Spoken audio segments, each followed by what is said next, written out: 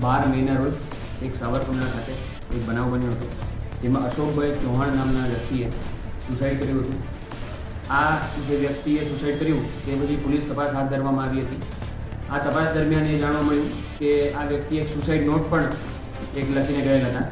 એ બાબતની ફરિયાદ અમે સાવરકુંડલા પોલીસ સ્ટેશન ખાતે એમના દીકરાએ એક ફરિયાદ નોંધાવેલી હતી.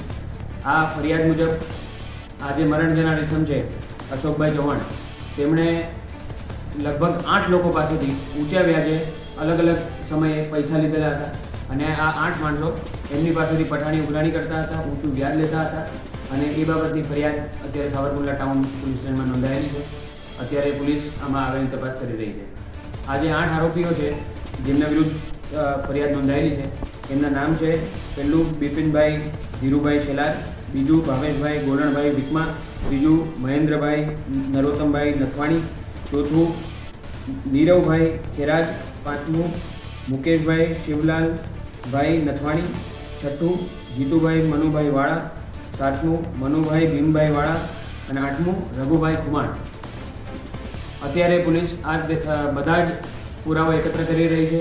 અત્યારે અલગ અલગ FSLમાં મોકલવાની પણ પ્રક્રિયા ચાલુમાં છે અને ટૂંક જ સમયમાં બધા જ આરોપીઓને પકડી પાડવામાં આવશે. હાલ કેટલા આરોપી? હાલ 2 આરોપી અમે પકડી પાડેલ છે અને બીજા આરોપીની શોધખોળ ચાલુ છે.